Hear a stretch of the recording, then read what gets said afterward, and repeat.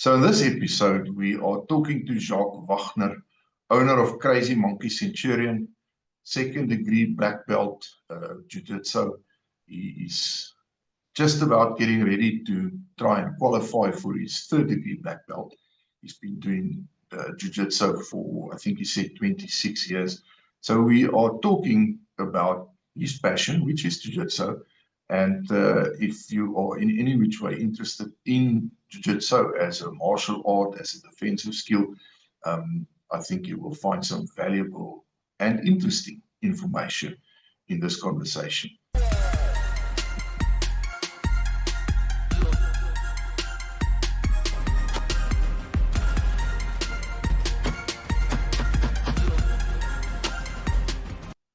Good morning, Rian Kutsia, Fortis Proactive Defense Solutions. We are talking to Jacques Wagner today, Crazy Monkey Centurion, all things Jiu-Jitsu, just for starters. Jacques, good morning and welcome. Good morning, Rian. Good to have you guys have to interview me again on the show. Thanks. Always good to chat to you.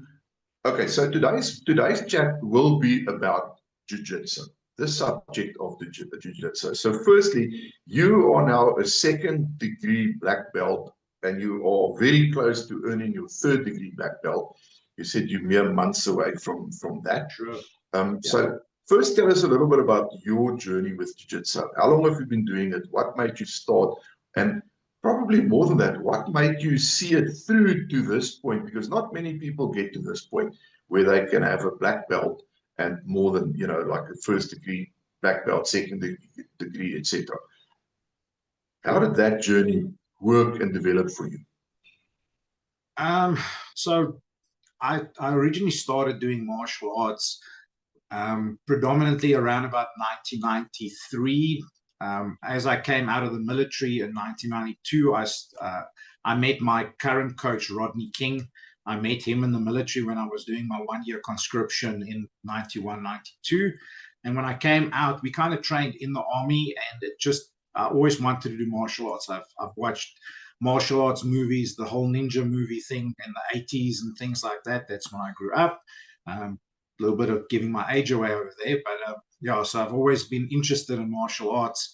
And when I came out of the military, it was like, okay, well, let me pursue this a little bit more. I never wanted to do it as a full-time job. It kind of just something that I wanted to do. I started training, and I trained in Taekwondo and various other martial arts styles leading up to about 1999. And then I met up with my coach, Rodney King, again, and I started training with him. And at that stage, we started doing Jiu-Jitsu. He started doing Jiu-Jitsu around about 1998, maybe the end of 1997. He started doing that, and I started training with him then, because the Taekwondo at that stage for me wasn't ticking all the boxes. I wanted to do something that was a lot more effective in a real life situation, because I did find myself in instances where I tried to do the Taekwondo thing and the traditional martial arts that I was doing over the years, and it didn't work out as intended. And when I started training with Rodney, I will never forget the first day that I walked in there. And this was the initial inception of mixed martial arts in South Africa. He's basically the godfather of mixed martial arts. And I went in, and his words to me was, for the first thing, he's like, okay, well, put boxing gloves on. Let's spar a little bit. Let me see you hit me in the face. I'm going to try to do the same thing, and let's just see where you're at with martial arts. And for 45 minutes, I was beat up. As simple as that. All the years of martial arts training that I did up until that point was just taken away. And it was taken away with Brazilian Jiu-Jitsu. Because even though you can stand and fight, as soon as you get taken to the ground, it's a whole new ball game. And if you've never been in an instance like that, and a lot of people box and they fight and they do pugilistic skills where they are striking at each other and they're doing things like that, as soon as you get taken down and you don't know how to deal with somebody on the ground, you just get beat up, man. And I was beat up for 45 minutes. And I drove home and I thought to myself, what just happened? I couldn't believe it. I was like, I could kick people in the head. I was sparring against people. I won South African championships and things. I was the main man. And now all of a sudden I'm on the ground and I don't know what the hell to do. And actually in my second class, I took one of my other friends with, Sean Harris, and we actually went together, and he was more of a street fighter dude. So he had a couple of scraps in the street. And I said to him, okay, well, you got to try this, dude. Just go. And he spent the same 45 minutes on the ground getting himself beat up. And we took the drive home from Randburg in utter silence. And at some point, I kind of just looked at him and I went, and he's like, dude, we got to do this. This is the most amazing thing ever. And that's where my jiu-jitsu journey started. So actually now the 27th of August was my 26th year of doing Brazilian jiu-jitsu. Yeah. So I've been almost doing Brazilian jiu-jitsu for 3 decades. That's the inception of my journey. Over the years, like I say, I've had numerous operations from jiu-jitsu. My bicep got torn off, my shoulder got damaged. I had damage to both my knees. So it's taken a toll on my body. And if I could go back in time and start the journey again, I would go through it again gladly. Happily, I would go through it again. The functionality of jiu-jitsu, and a lot of people look at the fighting on the ground and like, yeah, but you guys are cuddling and you're not doing anything and stuff. It is so technical, and it's not stuff that you can see. If you've never been in an instance like that, you will never actually understand what it takes to be in that situation. You don't have appreciation for it because you're like, just stand up. But you can't. There's certain things that just don't work. And that's what I love about jiu-jitsu. And that's why I kept doing it. Although the striking skills is a passion of mine, and there's nothing as satisfactory as hitting somebody with a perfect punch in the face or catching them with that perfect kick.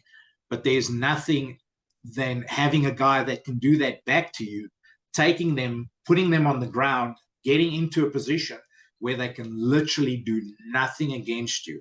Size and strength makes no difference if your technique is better. So, no. So that's it. And I mean, jiu-jitsu originally originated from Brazil, where a guy with the name of Mitsuyo Maeda, I hope I pronounce it correctly, went over to Brazil in the 1914s, give or take. And he actually started teaching judo, original judo, to the Gracie brothers, Carlos and Helio. And they basically put their own spin on it. And eventually it became what was globally known as Gracie Jiu-Jitsu. And it became mainstream when the UFC came out. Now, what people don't know is in Brazil, they actually have a sport called vale tudo. Now, vale tudo in Portuguese means anything goes. So they would literally get into a boxing ring and you could do whatever you wanted to do. When I say anything, there's no rules. And that's where the UFC originally got its inception from, because Rorion Gracie started the UFC and he eventually sold it to Zafra and the brothers, blah, blah, blah. And Dana White became who he is. But originally it was anything goes. There was minimalistic rules. Anything, you could hit the guy in the groin. You could kick him in the groin. There were certain things like you're not allowed to stick your fingers in the eyes and stuff like that. Just serious injury was avoided. And it was bare knuckle. There was no gloves. The reason they brought in gloves was obviously fighter safety. And at that stage, it was style versus style. So if you go and look at the first couple of UFCs, it was kickboxing versus judo. It was kung fu versus karate. It was boxing versus Greco-Roman wrestling. And a guy with the name of Royce Gracie came in and he took everybody apart. And it wasn't a case of where you had two people fight against each other and then you won and then you went out. It was a ladder match. So you came in and you had to fight numerous times in one evening. So you had 3 or 4 fights to win. It wasn't a case of just 2 people fight and they go off. So that made it even more impressive that these people started doing things. And Royce and the Gracie family knew the secret. They knew that if they could get you on the ground, they could dominate you without taking severe damage to do multiple of these fights, because that's how it went. Also, a little known fact is, and once again, this is hearsay, this is what was told to me by other people. I didn't go and do the verification check to make sure that this is legit, but if you do go and look, it is there. I can't remember what the outcome was, but they had a bounty or a prize if you could beat one of the original Gracies in their own studio. You would get $25,000. Okay. So there's footage, if you go and look on YouTube, there's footage called Gracie in Action, and there's 1 and there's 2, if you can still find it. And it's still shot in Betamax, not even VHS. Now, once again, giving our ages away here, that's how long ago it was. And they would literally, like I would be giving a class, somebody would just go in and they would challenge you, like you would see in the Kung Fu movies. The guy would just come in and he would tap his foot on the studio floor and he goes, "Me and you right now." And that's what would happen. So literally all the clients would just shift to the side, popcorn and slush puppy time, and they would just watch how these Gracie guys just took multiple people apart and put them on the ground. People that had their own self-defense or street fighting style, or well-known people in the martial arts industry at that stage would come in and try their luck against the Gracies, and they would just get themselves knotted up like pretzels when these people put them on the ground, and then literally get the snot beaten out of them, and then they would walk away going, okay. And you can only do one of 3 things when that happens.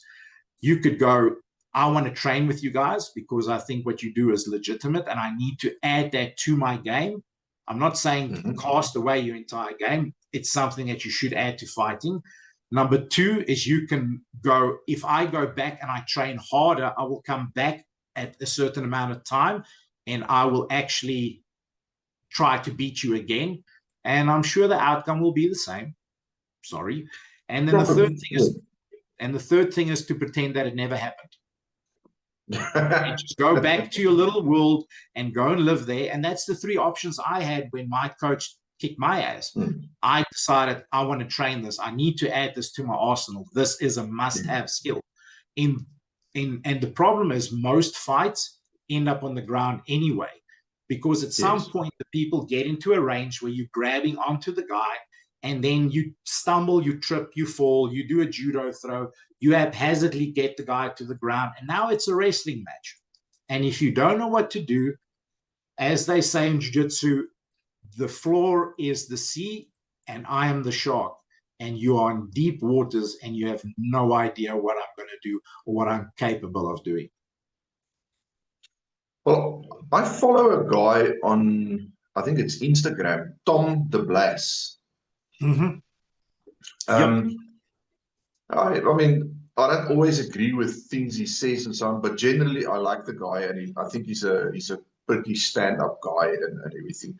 And what I always find interesting is he very often shows videos of cops in the US, where they end up taking somebody down, and then if you watch a couple of those videos, you can immediately see the guys who have done training, and specifically jiu-jitsu training, and the guys who have not.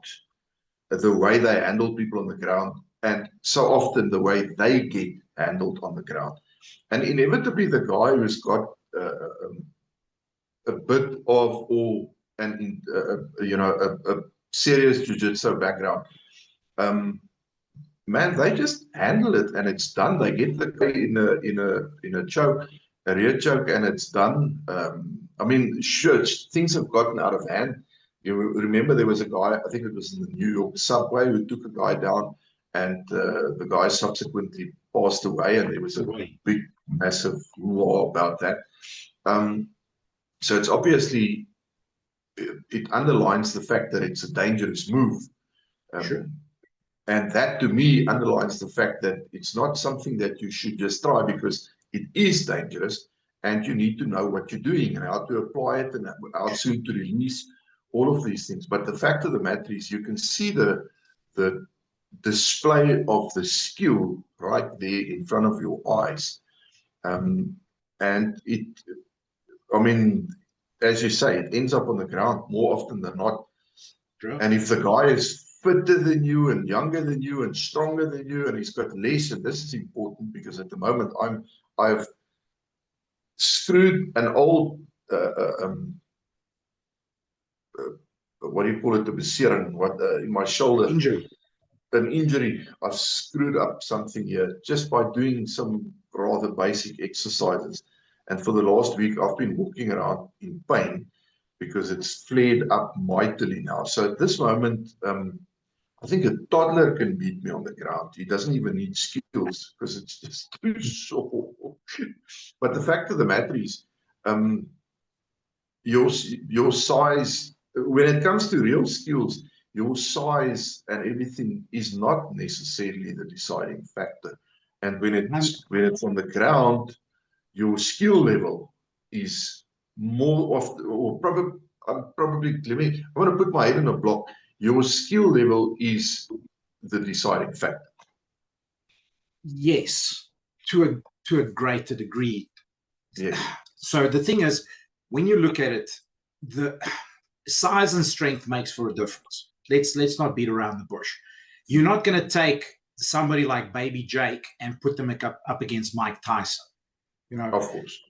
That's why there is weight classes in fighting, in any fighting. If you go and look at most martial arts styles, they slot you in according to age, size, rank, all these types of things. So it is not uncommon for people to fight people that's at their same skill level and stuff. But if you're an untrained person and somebody that is trained, and this was Helio Gracie's entire thing, Master Helio always said, the trained blue belt should always beat an untrained white belt. So that should always be the thing. But because MMA became so mainstream, a lot of people started getting interested in the whole ground fighting game. And that's, once again, thank you to mainly the Gracie family. But there's another family, the Machado family. So when you look at Jiu-Jitsu and its originality, you would find that there's two pathways. Now, a lot of people will start going, there's 100 pathways. And I get it. I understand. But for me, mainly there's two. There was the Gracie family and there was the Machado family. Now, Chuck Norris, everybody knows Chuck. He went over to Brazil. He was a very good Tang Soo Do student, and that was his martial art that he taught and he was very good at. And he actually walked past one of the Machado family places, or they got introduced to them in some which way, shape, or form. He went in with all his striking skills, and he had a similar experience to what I had. He came to Epiphany and he went, holy shit balls, I actually need to go and do this jiu-jitsu thing. And he brought the Machado to the Americas. And that's also where the entire spreading of jiu-jitsu started. So you have the Machado brothers and you have the Gracie brothers, and they're family.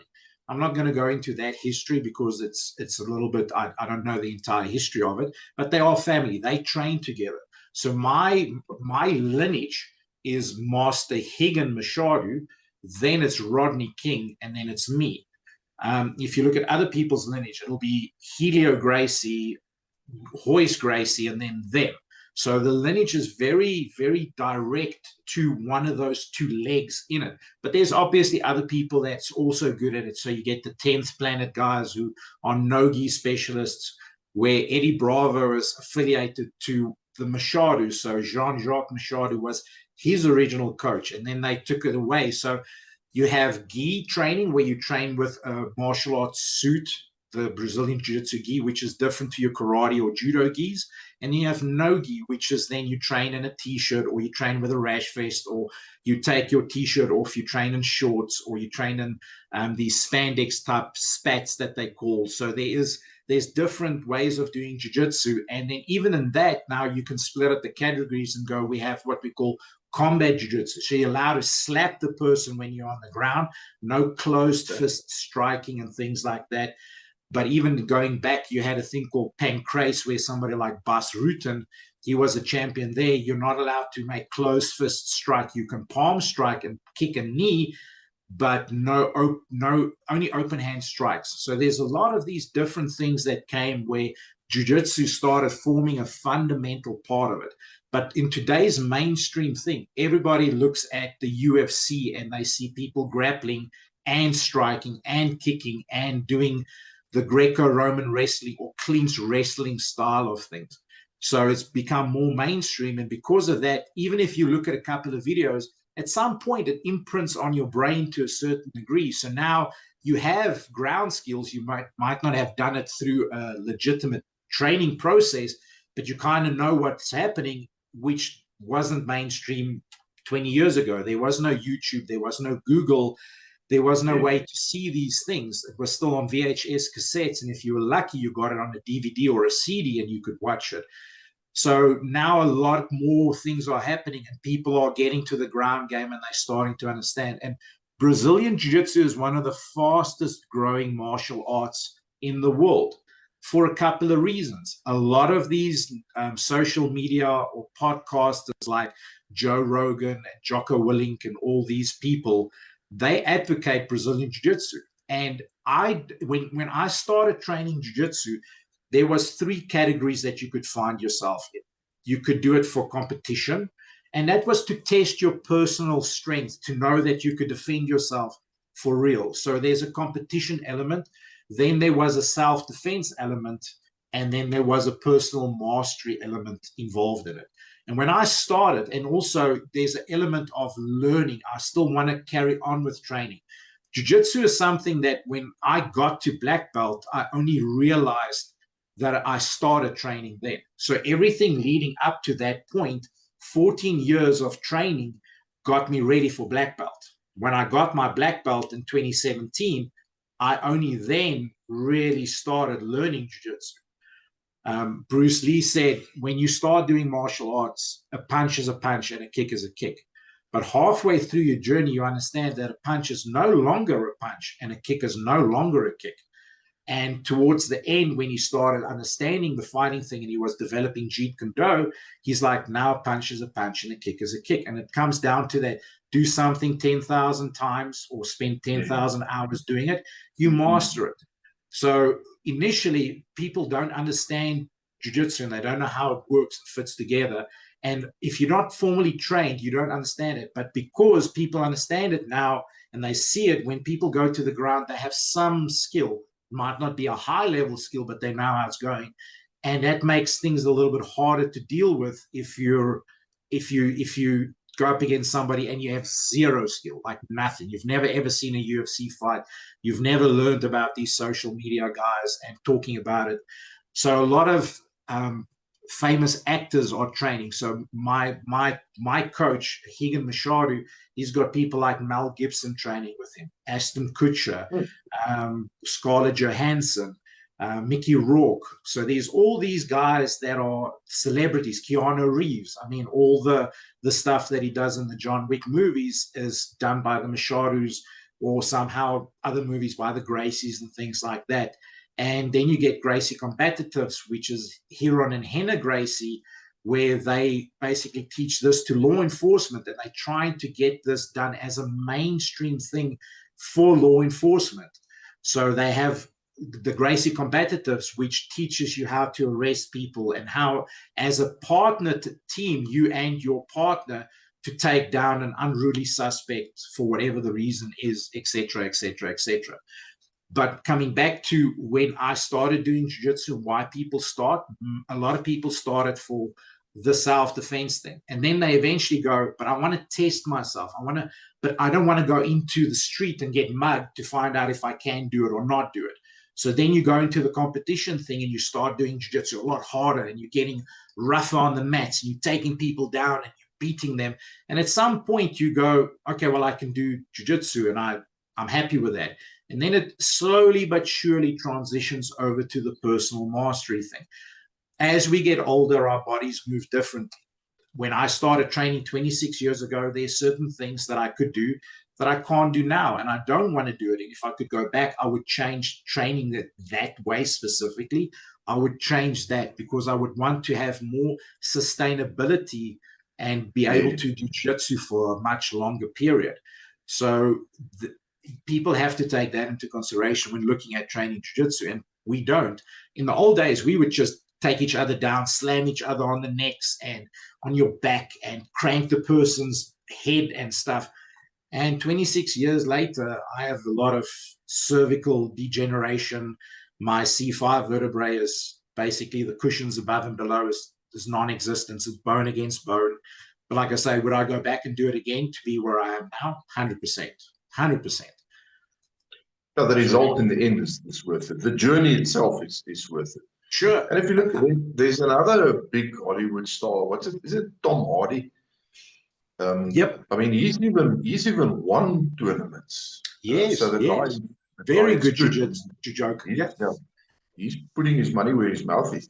And of course, I just want to, I mean, I think any conversation in this direction need to mention this recent fight between Dricus and Kamza.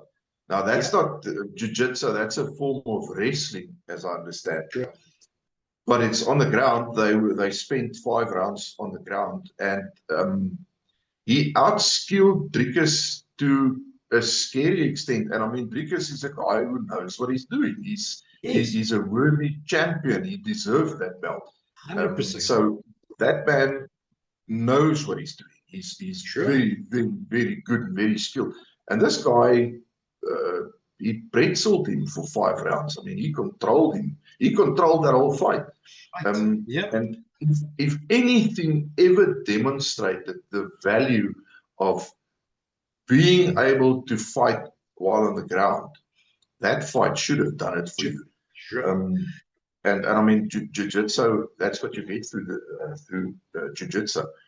Last but not least, when you say you are about 6 months away from your 3rd degree black belt, what does that entail for you? What is it? What do you have to do to get that 3rd degree black belt? So, Brazilian Jiu-Jitsu is performance-based. That means that you have to get on the mats and you have to roll. You actually physically have to get down and dirty on the ground. You have to wrestle numerous people and stuff. Now, obviously, certain teachers and coaches and stuff like that have certain criteria for that. So some people want to see an exhibition of skill. So it'll almost be like if you look at a traditional martial arts where they do like a pre-rehearsed sequence of doing moves in a row, like a kata, or if you do taekwondo, a pumze or something like that. In jiu-jitsu, some guys require you to do that. So please show me how you would do this move, or how you would do a back take and do a rear naked choke, just to show that you have the skill level that is necessary. Now, unfortunately, there is no such thing in Brazilian jiu-jitsu as a black belt technique that only black belts can do. So you have to be a black belt in order for you to do this. There's a couple of things that they dissuade you from doing as a beginner because you don't have the control, like leg locks, ankle locks, wrist locks, because you could seriously hurt the people that you're training against. And and your responsibility should always be towards your training partners, because without them, you can't train. Just saying. Sure. But for me, my coach, I have to get on the mats and I have to roll with him. And he will gauge my skill based on the rolling process that I have. But there's a lot more to it. There's a coaching component. You know, this is what I do as a full-time job. I coach roughly between 50 and 55 classes a week at this stage. So I get on the mats every single day. Some days I coach 11 hours. You know, I can't train for 11 hours. I would simply just break apart. So there's a coaching aspect that he wants to see. Can I carry the journey of jiu-jitsu, the message of jiu-jitsu? Can I carry that torch further and teach people how to get passionate about jiu-jitsu? There's a component of that as well. So how's my coaching ability? And not everybody that starts jiu-jitsu wants to be a coach. Some people just want to roll, and there's nothing wrong with that. Nobody should judge them for not wanting to become a coach. But for me personally, I have to get on the mats and I have to train. And yes, I've had a couple of setbacks in the last couple of months with injuries. Like I said, shoulder surgery that I had as recent. I've got some heart conditions that I need to take a look at. Like I say, my spine is giving me constant issues today, these days. So I have to get on the mats and train. There's a specific thing that my coach wants to see, and based on that, he will then award me with another degree, or he will go, no, sorry, you need to take some more time. Let's work on this component of your game. Maybe you didn't do the control from the top, or you couldn't escape the bottom positions sufficiently enough. Let's take some more time and work on that. So that's my testing. And you know that he's not into giving participation certificates. No. You have to earn that big time. Yes. So when you get to black belt, when it comes to getting your next degree or your next stripe, there's a time component to it. So, for example, to go from my black belt to getting my first degree takes 3 years. To go from my first degree to my second degree takes 3 years. To go from my second degree to my third degree takes 3 years. So next year, February, will be 9 years that I've been training, and I will yes. So one of my other good friends, and also I see him as a coach of mine, Don, he's from Brazil. He's in Sao Paulo. He's also a 5th degree black belt, like Rodney King is.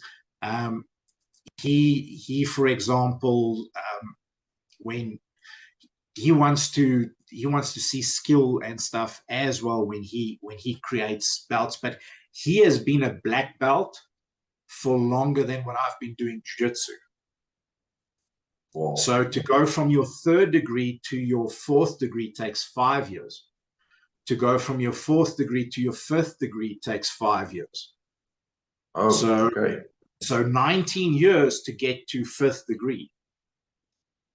And you can get to a coral belt status. So a coral belt is when you have a red, black belt that you can put around. That takes between 27 to 29 years to get to that level. Wow. So what's my goal for the foreseeable future is to hopefully get to a 5th degree. If my body allows me to do it and I'm still alive by that time, I would like to get to that. That's my personal goal. And once again, it boils down to sustainability. So I have to train clever. I can't just go up against 20-year-old guys that just jump in and they want to rip your arm or get the tightest choke that they can get. I have to be careful how I train. And a lot of people, when they start getting older and stuff, I mean, next week I turn 52. On a guesstimation, it'll take me about to the age of 79 before I can get my coral belt. So that is a goal. So I plan on being alive. I plan on being alive up until that point, so I can do that. That would be a personal goal. But the thing for me is I'm happy to get on the mats and train. There is skills that needs to be exhibited. I passionately enjoy sharing the message of jiu-jitsu. I love getting on the mats and empowering people and seeing the difference that I can make in people's lives when they come in and they see something and they go, I will never be able to do that. Well, how do you expect me to do that? Nobody can do that. And then 6 months down the road, they go, sheesh, okay, I can do this now. What's the next thing? And that is my mission in life, is to share jiu-jitsu. That's what I get the most satisfaction from. If I don't perform, I don't care. I don't have to go and win a gold medal. I don't have to step in the cage with the drickers. I just want to get on the mats and I want to roll. I want to train. If I don't train, my body ceases up. So getting on the mats every day is good for me. If I stop doing that, that's when I start getting old and when I feel like I'm getting old. So having said all of that, I think let's end the conversation by you telling people where to get hold of you and a little bit of what they can expect at Crazy Monkey. Sure. So we're based in Royerskraal in Centurion. My studio is there. I train from my house. When people come in, it's not this stereotypical meathead mentality where we train to beat you up and stuff like that. We do offer gi classes, we do offer no gi classes, but we're more about using jiu-jitsu as an everyday vehicle to deal with life. How do you deal with the pressures of work? You've got to do $1 million presentation. How do you take the skills that I've taught you to stay calm, step into that conversation and meeting with, confidence and go, I got this? Because the pressure on the ground is way worse than that pressure will ever be standing in a conference room doing that. So people can expect that we are going to treat them with the utmost respect. There's no injuries. We're not going to put you through the grinder on day one, and we're not even going to do it after month 6. We are here to help you to learn jiu-jitsu. Some people never want to compete, and that's fine. And that's my ideal market. It's people that want to learn the skills, but they don't have to beat other people up or get beat up in the process to do that. We offer 2 weeks free training, so that's 4 training sessions. You would know after 4 classes whether you want to continue this or not. That gives you a gap.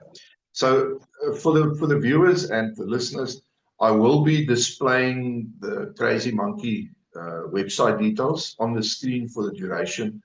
There will be a link in the description below as well that you can click on. So, sure, check it out.